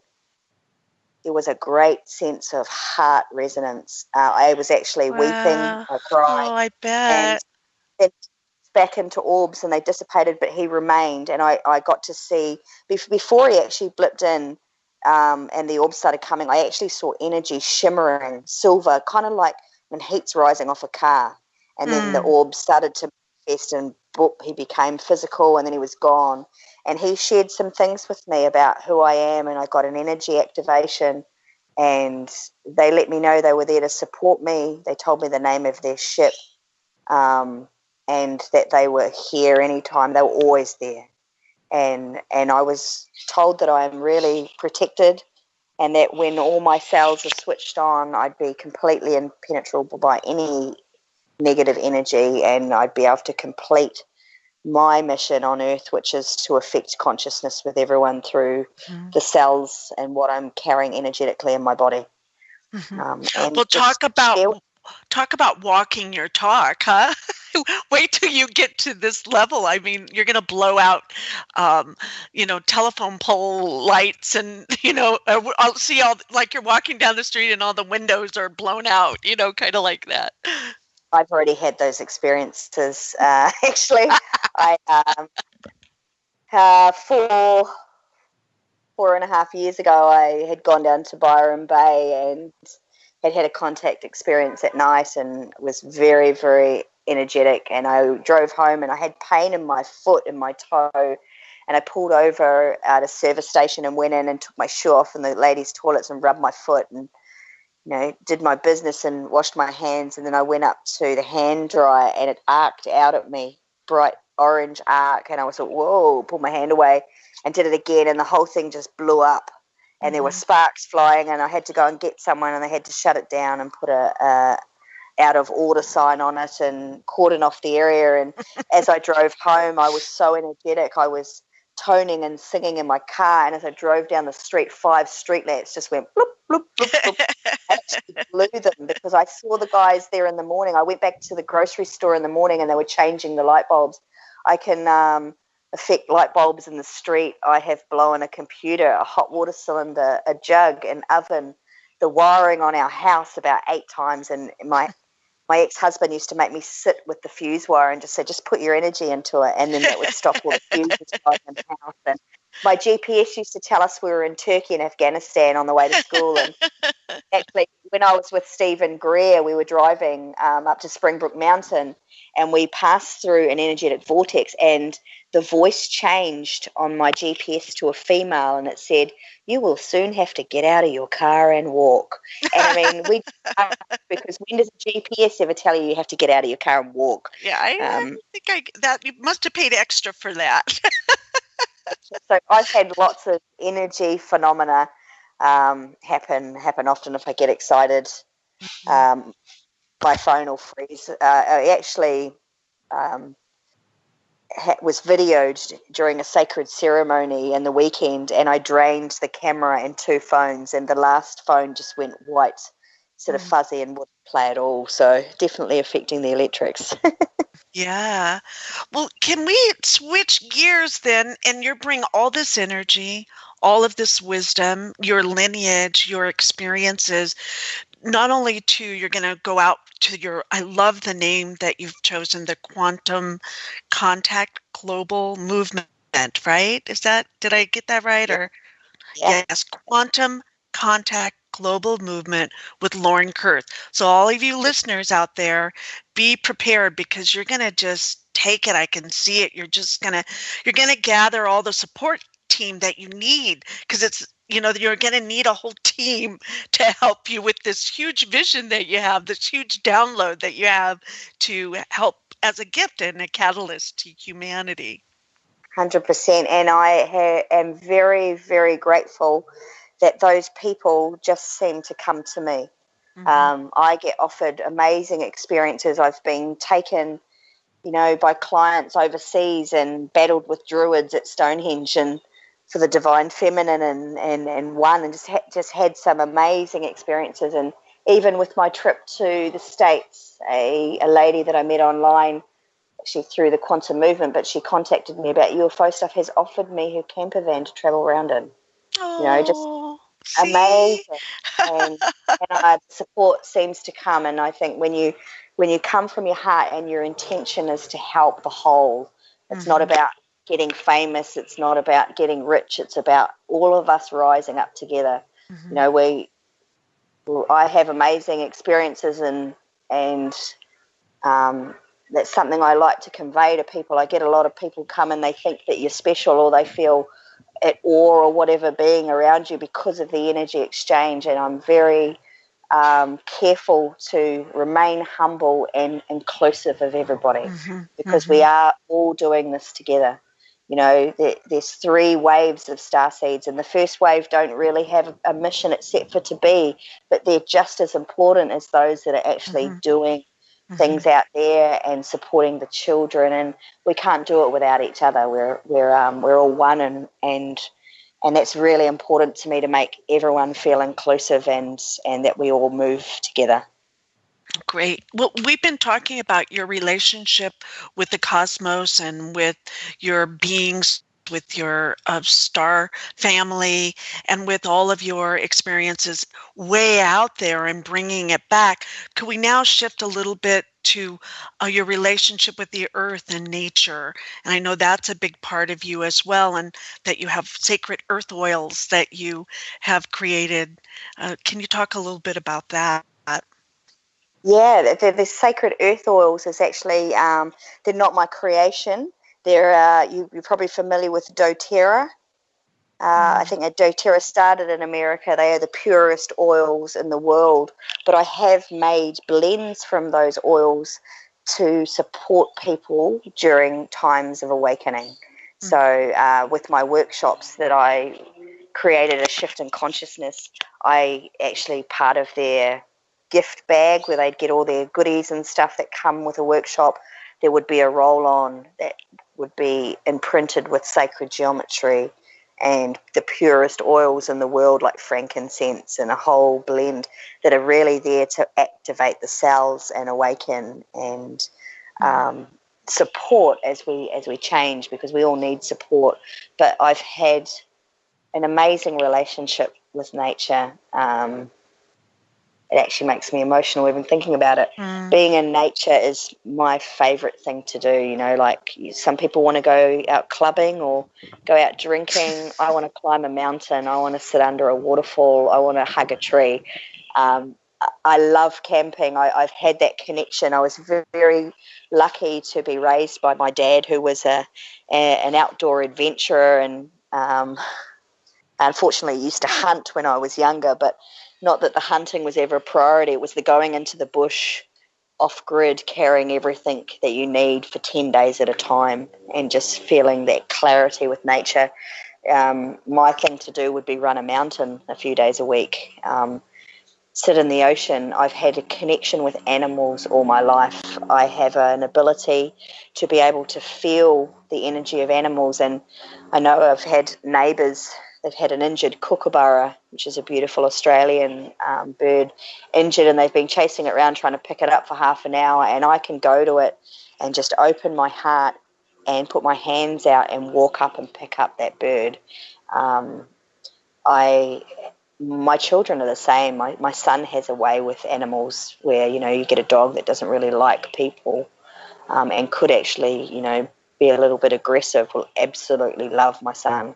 And he can go up and pretty much handle any animal. I've had experiences with wild animals, blue kingfishers, lizards, all sorts of things that I can just go up and touch them. I had telepathy with horses when I was younger. With several horses, I broke in a horse of my own that I had full telepathy. I've had telepathy with I'd say three, but really real telepathy with two, where there was an absolute exchange of emotion, and where my last two horses I could ride without a bridle. I broke them in, my last horse, and with natural horsemanship, where I learnt join up, the Monty Roberts method, where I learnt the horse's language and the trust you have within an animal. And I'd be able to call her in and tell her I'll be there at 3, and I turn up at 3 and the horse is galloping down the hill, calling out to me, neighing out, and just a connection that's just beautiful. And I feel nature, and I've gone through different stages of my energetic evolution. I remember the first time I drove past tree stripping down the motorway, where they were putting cut trees down through a chipper, and I could hear the screaming before I even got there of these trees that were alive, and the spirit of nature and the spirit of the planet. And my son actually worked as an arborist for a while, and I taught him to ask the tree to remove its energy into the earth, and that would make all the difference. And I sense and feel the living connection with everything. So I've got a real respect for nature. Right from a young age, I was protesting for Greenpeace and doing my bit, and have raised my children being really aware of taking care of the planet. In fact, my daughter and I walk the beach most nights, and we take a plastic bag and we comb the beach for rubbish every night. And when we go on island holidays, in our four-wheel drive as a family, I'd always take 10 large garbage bags, and I would force my ex-husband to pull over, and we'd get out and we'd clean a beach. And that was our contribution back to Mother Nature for the amazing holiday just given us. So I also worked in a botanic garden about a year and a half ago. I was an aviary keeper and bird trainer for about 600 birds, and I trained macaws and cockatoos and parrots, and I definitely had amazing connection with those birds. I could think who was next, and that bird would fly in, and I kind of turned a viewing of an aviary into a show where I'd have the macaws fly in at will and wave out to everyone and slide down the railing, and Yeah, I love it. So that's a form of telepathy, and kind of working with another kind of being or a consciousness as well, is working with animals and how much we love our animals. They're so unconditionally loving. If you can open to that. They certainly are. I would like to say a quote that I picked up from one of your other YouTube videos, and there are many beautiful ones on YouTube for Lauren Kurth. And this is a quote that you said, and it goes like this. It begins, "Through frequency, sound, thoughts, experiences, and unconditional love, you can help human beings and change the world by awakening humanity to their true selves. This is part of your mandate, to use the frequency that has been purposely encoded into your entire being from where your ET soul has come from." So I think, is that the quote from the plasma beings to you? Is that, did I think? Yes, I have been told that by beings, but that was also part of my self-realization with the experiences when I've gone to God. But I did get that information through beings as well, through plasma beings, which I actually believe are the Arcturians in a different way. But that was part of the information during my physical contact in 2007. To be able to share that, so it's pretty awesome. And I've actually changed that word unconditional love, because unconditional love, it's not correct. It's one conditional love. You always have to love yourself first. Oh, I love that. Yeah, that's awesome. If you love yourself, you can truly love other people, and loving yourself is truly what raises your frequency. And that's in a form of service to humanity, right? 100%, 100%. So yeah. You can, when you love yourself, you can give more to humanity. Yes, definitely. Yeah. Well, if we have some time left, I was thinking maybe we would talk about what it would be if someone showed up in Australia. And I know that you love to mentor people. If there's some of our listeners here that would like a mentor, that you're available for that, to help them to step into their higher self and to evolve their consciousness and have some experience. So would you like to talk I think you've talked a little bit about that program, if you'd like to talk about that. And then what it's like, let's say if I show up and say, hey, Lauren, I'm going to come to your contact experience night, your star watching, and what should I expect if I was to do that? Sure. I get people fly in from all over Australia for a contact night. I'm definitely open when people come to Australia. They connect with me, and some people I just catch up and have a coffee with. Some will come to an event. I also run regular sound healings. I get people come from all over the world and all over Australia to experience a healing. I use these quantum movement processes that I've learned through the program that also run through my contact work to give clearings and healings to people, which are profound. I actually did 4 last night and was up till about midnight actually, where I connect with their higher self, and I can tell them what happened to them in their body and where they're holding the things that are either blocking them, holding them back, hurting them, creating disease, or creating entity attachments, because people do get like a parasite that doesn't make them strong and healthy and weakens their field. So people come from all over the world, and I'm quite open to that. If someone contacts me and they want to come to an event, they would send me an email at laurenmkurth.com@gmail.com. You can connect me through website or Facebook there, and I send out some documents. There's an invitation which has all your details of what you need to, where to come and how to connect, and a document how to bring, what to bring, a safety protocol and a liability for the insurance that I have to cover. And they come along and I do a 2-hour training. So the whole event runs from 3 in the afternoon till 10 p.m. So between 3 and 5, I do a 2-hour training where I go over the breakdown of the connection in the universe and how we are connected through the geometry and toroidal fields in our body, so that macro to the micro, so people really get an understanding of how we're one and how we're connected with a visual, because people learn in different ways, so they can hear it, see it, and then I take them through a protocol so they actually experience it. And I also teach them a 3-step process from the quantum movement work that I do. That's very specialized and intense, and I do at this point ask people beyond the space not to use that protocol. This is something that we just use during the contact work, because we're working with such a high level of frequency. If they were to be using it every day and they weren't receiving support and mentoring, all their ego stuff is going to come up. So it's something that we use on the night that is what makes what I do different. And these are the protocols I've formulated through the Arcturians and through the quantum movement. So they'll get a full training and have a real understanding. It's a really cool time to connect. I like everyone to share what they do for a living. I'm always really interested to see who comes. Ooh, who have you had come from what to what?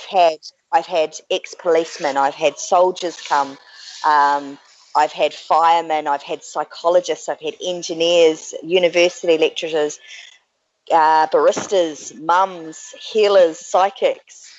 There are so many walks of life having experiences, or at least have a healthy curiosity. And my favourite participant is the skeptic. I think a healthy amount of skepticism is a good thing. It's way better than someone who's a bit airy-fairy and thinks that everything's ET, because they're not willing to have that discernment and concrete foundation. And the skeptic is the best, because I have a 98% success rate at calling in UFO. Lately, we've been having a lot of Yowie on the ground, and we always have energetic beings in the circle, and people are starting to see it. What is Yowie? What is Yowie? Like Bigfoot. Oh, Bigfoot. That's what you call Bigfoot. Yeah, our Australian version is the Yowie. So you have Yowie, Sasquatch, Bigfoot, all the same thing. And we've had some classic Yowie behaviour. I've had a few Yowie researchers that sat in our group and said to me, "You know what that is?" And I'm like, "No, but I've been experiencing it for the last 5 Skywatches." And we actually had a Yowie. Is it a scream? Is it a scream like when they yell? The yell? No, we've been having the knocking, where it feels like something smashed a big boulder into the tree very close. But 2 months ago, I had a gentleman come to a Skywatch who's now a very good friend of mine, and we actually do contact work regularly together. We sat down and shared his Yowie experience, and he actually said to me, "You know, if they wanted to, they could hit that tree over there and knock it down." And within about 2 hours, we were having this experience. There was 16 of us there. 14 of us could see what we were seeing. The other 2 had sight issues. We're having these amazing little powder blue lights flashing at us up on a mountain, probably several kilometres away, and really dense bush. And this is at Mount Sampson. It's straight up rock. It's not the sort of place you could just go in and walk. It's very dense and very steep and straight up and down. And we had, for about 10 minutes, these constant powder blue flashes and repetition coming probably every 30 seconds. And next minute, we could hear, and it was loud because we're down at the base of that mountain and it's a fair way up. We could hear mass movement in the trees, and it was big. It wasn't trees blowing in the wind. It wasn't some cattle walking through the bush. This was big. And then we heard the knock, and then we heard a crack, and then a massive tree got knocked down, and then we continued to hear the movement through the bush. Now, that is exactly what my friend had told me about in the conversation when he said they could knock that tree down. And we just looked at each other, and we knew exactly what it was. But there was no fear. I know some people have had experiences of fear being projected at them, but we felt like it was just acknowledgement that they were there. And the Yowie researchers said that it was a wonderful thing they were coming to the Skywatch, because they knew we were in heart integrity, and that's why they were coming around and sharing with us. So you come to a Skywatch, you have the 2-hour training, and then we stop for an hour, and everyone brings their food. And I set up an amazing Metatron cube and crystal grid in the center of the circle while everyone's sitting around having a meal. Everyone's sharing their stories and everyone's connecting, and we've had some amazing friendships made through the gatherings, and everyone gets really comfortable and they've already resonated their selves. They're in a heart space. We've all connected. It's a really loving feeling. And then from about 6 o'clock onwards, people that have already previously done the training usually turn up a little bit before 6 and interact with everyone, and we start the actual contact event. And I smudge everyone with sage and get everyone clear and into a sacred space. I also tone at people's hearts, 432 hertz. After an ET experience in a sleep state, these sounds started coming out of me, 432 hertz and 528 hertz, which repairs DNA and is the space of love from the universe. So I help everyone open their hearts and feel something, and I play crystal singing bowls, so I quite often have a singing bowl with me. We have a heart connection and we go through a protocol, and then stuff just shows up. And I have protocols where we direct focus, where we heart space, where we I play beautiful music that's in tuned with 432 hertz as well. We tell a lot of, have a few laughs. They like the laughter, and we take it seriously. You mean this isn't serious stuff, right? Well, I take it seriously, but we like to keep it light and fun as well. I don't want everyone to have to sit down and be quiet. We interact, and I encourage people, if they feel something, if they see something, to say it, because we've joined and we're a collective consciousness. Often when someone says, I can feel this energy coming in on my right, and people tune in, everyone starts to experience it, because to me it's about the group experiencing it, not just an individual, because people are at different levels of their awakening and awareness, and I often see a lot more than other people, and then there's people that see things I don't, and I've had some phenomenal experiences, and we're all seeing it with our eyes. We're not using night vision and binoculars. I just assumed that you would. Isn't that interesting? No, to me, in fact, I've only in the last year started using my camera to film again. I missed so many opportunities going for the camera, and I had plenty of photos and plenty of all sorts, and there was always this thing, people want to get a photo so they can put a photo out there, and I had this experience at home where I had this amazing golden craft drop in out of the atmosphere and come about 50 meters above my head, very, very low. It was below the treetops, and I went for my camera, and I got this amazing 30-time zoom Nikon camera, and it's not a Nikon actually, it's another camera, but it came over, and I went for the camera, and I'm trying to focus it and zoom in, and I got a direct voice that said, put the camera down. You have missed so many opportunities going for the camera. And they said to me, you are an experiencer and an experience in yourself, and you are here to offer people an experience and share your energy with people.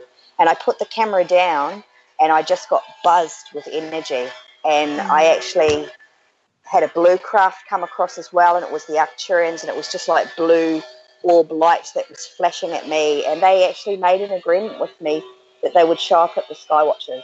I'd given it up at that stage. I took a year off. I'd actually had a few trolls and some not so positive things directed at me through competition, I guess. The UFO field isn't always a light, fluffy place. Right. The haters. I haven't had too many. It's usually been people that feel the need to compete instead of, instead of just do your own thing. Don't worry about what anyone else is doing. Do your own thing and just be of integrity. And I took a break off for a year to sort of take to myself, and I was working the Avery, and I agreed to get back into it. From that experience. And so people bring their cameras, and that's really great, but we've noticed that when people are having experience, that's the last thing they're going for is a camera. The feeling that you get and the upgrade of energy is bliss, and you just want to enjoy that. And so that's what there's so many things we can experience. We've seen golden diamonds coming through the atmosphere. We've had orbs fly through the group, wispy beings walking around. I had an experience with 16 people that lasted an hour. We were a craft, a mothership, or some massive craft, started out with flashing lights and made cylinders with energy, and then beams came out of it and it made sacred geometric shapes in the sky for an hour. So we have had so many different experiences. It's not always the classic dense craft anymore. There's a lot of energy going on, and my goal is actually to have physical contact. So in the last 6 months, we've still had a lot of the power-ups and the streaks across the sky and rapid flashing, but a lot of it has been about the experience on the ground, where we are actually seeing beings in the distance, in the dark, moving, and energy coming through the circle, and people getting just blasted with a love frequency, and the hair on the back of your neck standing up, and it's just awesome. It's like you're clearing or creating sacred space for them to come. That's what you're doing. 100%. Each time you do it, it gets stronger and stronger. Absolutely. You're totally correct. The circle that I create and that dome of energy, they know we're coming. They're well aware of when we're coming.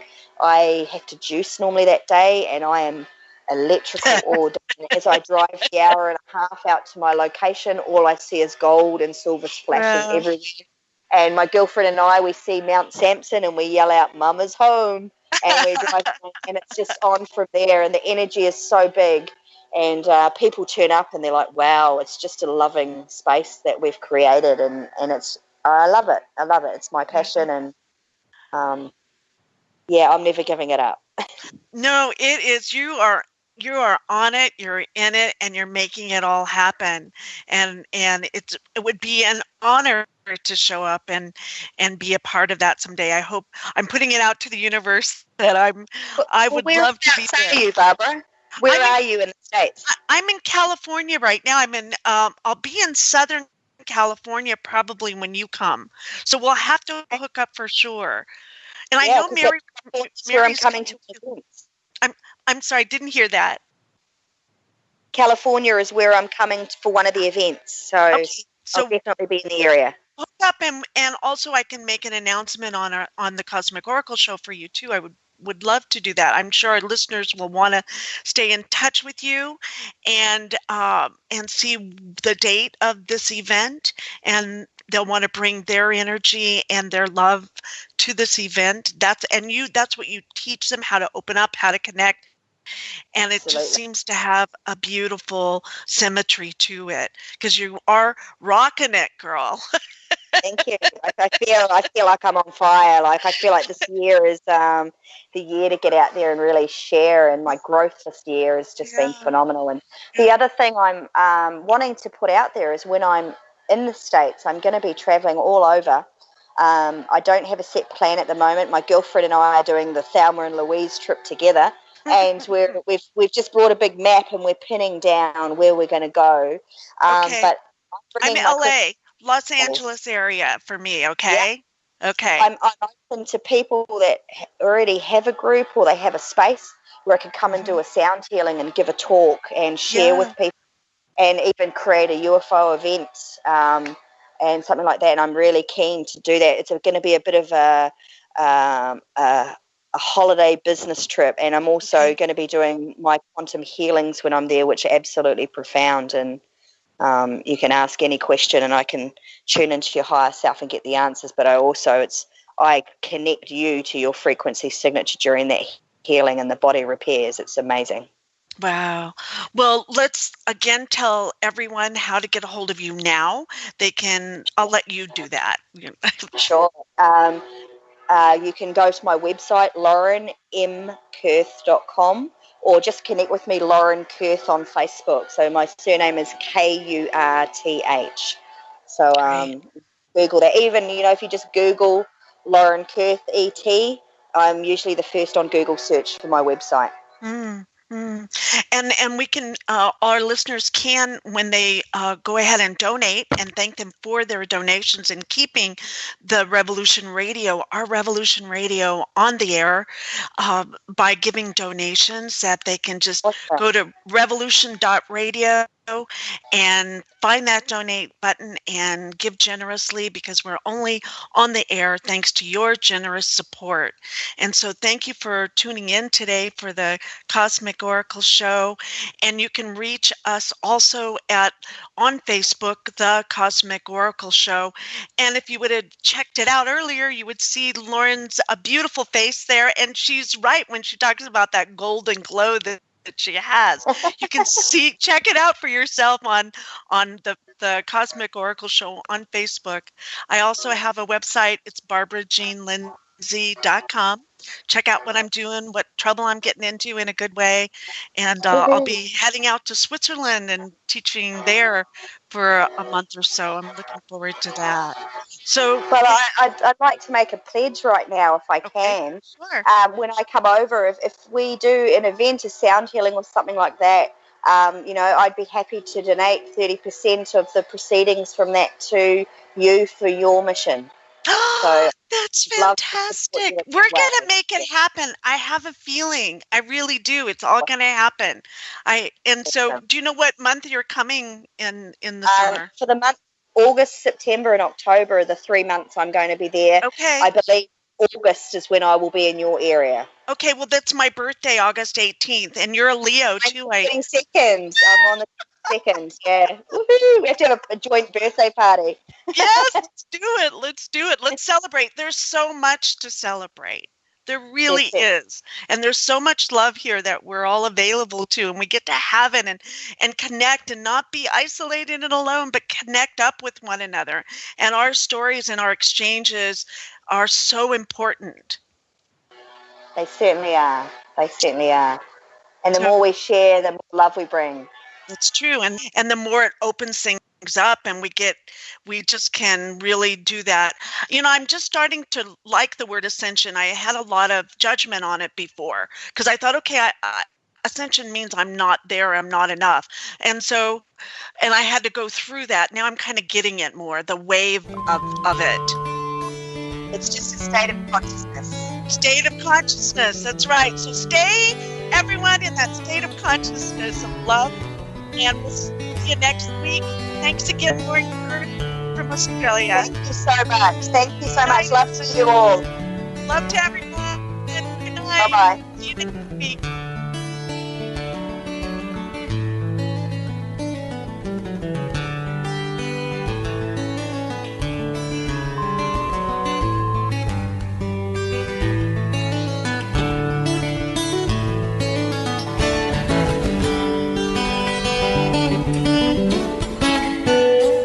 Revolution Radio at freedomslips.com, and we'll be right back after this message.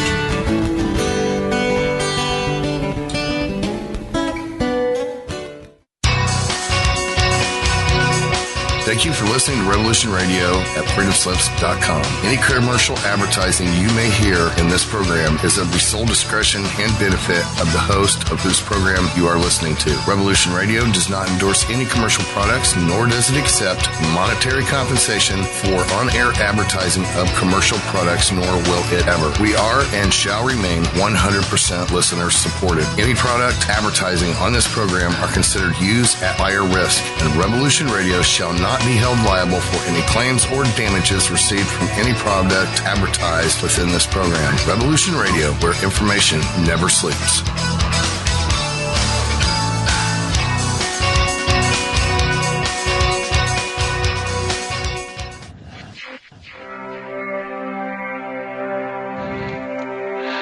Most guys freeze.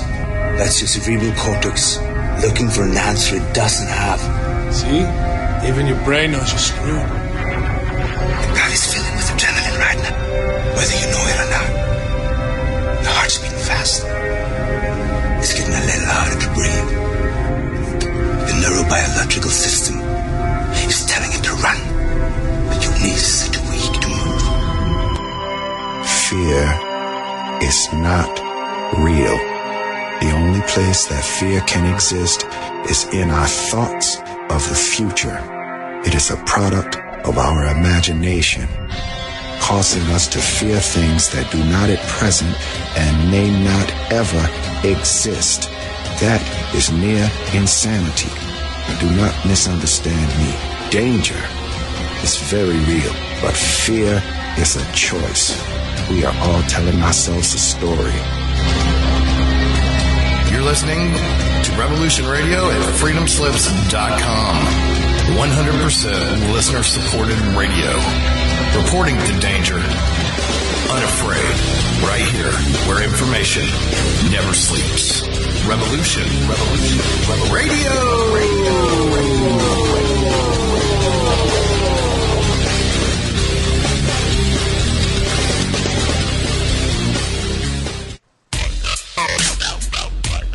Take a look around, kid. What do you see? Homes being foreclosed. People working 2-3 jobs just to put food on the table and still drowning in debt. Don't get me wrong. This country was founded on great ideals and principles. They've all been ruined by the banks. Open your eyes to banks that are robbing you. You know who my favorite president was? Who? Thomas Jefferson. Because he saw all of this coming and tried to stop it. He fought the banks. JFK too, and they killed him for it.